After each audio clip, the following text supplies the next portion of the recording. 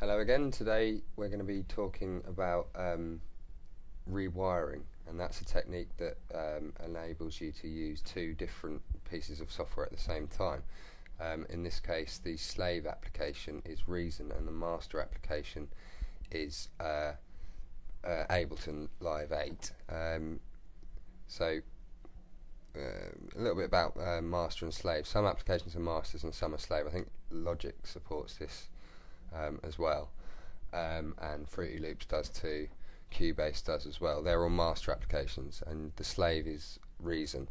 Now that doesn't say anything about the relative merits of those two systems. It's just the way it works. Obviously some people are in the camp of Ableton or Cubase or whatever and swear by those because they support VSTs, which is great because you get VSTs like Massive and you know, all the native instrument stuff, and you can get some wicked effects and everything. I mean, these are, you know, VSTs are cool anyway.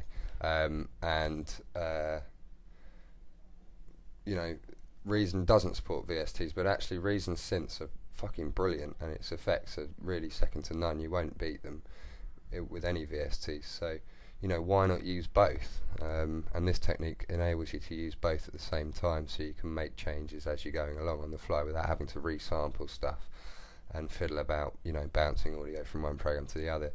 You can use them both within the master application. In this case, it's Live. So yeah, it's very simple. We'll start off with Reason actually. So I've already drawn in what I'm going to do to save time. So you can see that here I've drawn in from bars 5 to 9. I've got a little bass playing, which is from a preset on my on my Reason pack.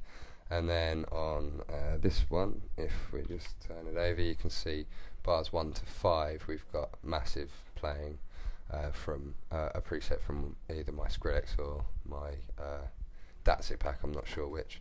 But what you do, okay, so we'll play it now, we'll just play it.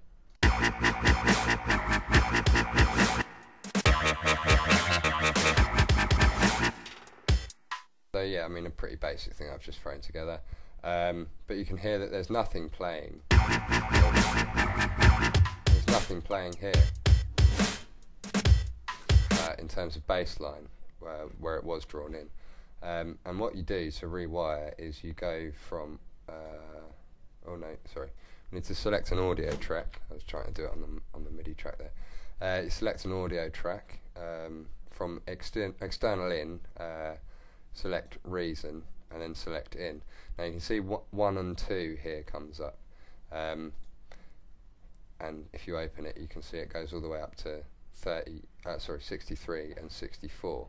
Now that corresponds in Reason to, if we just flip it, to these here, 1 and 2, up to 15 and 16, then if you need more, all the way up to 63 and 64. Okay, so you can do that 32 times, because 1 and 2 obviously represent left and right. So if we do your combi output, oh dear, what am I doing? Now where's that gone? There. Okay. So we do combi output into 1 and 2, but you can do that, you know, 32 times and have 32 channels running, playing individual sounds from Reason through Ableton. So now if we play the track, it should sound, you should be able to hear the bass.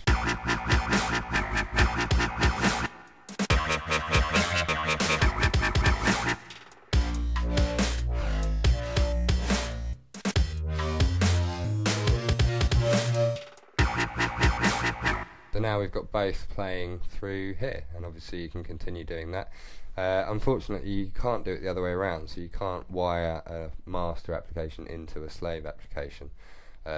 In order to get sound from something like Ableton to play in Reason, you'd have to bounce the audio out and import it in as a sample into Reason, which is a bit fiddly, but it's a technique that you can use as well.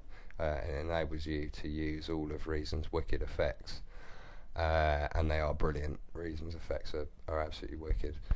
So yeah, I mean, if you want to learn how to do that, then have a look at my previous tutorial on resampling. But for today, that's your lot.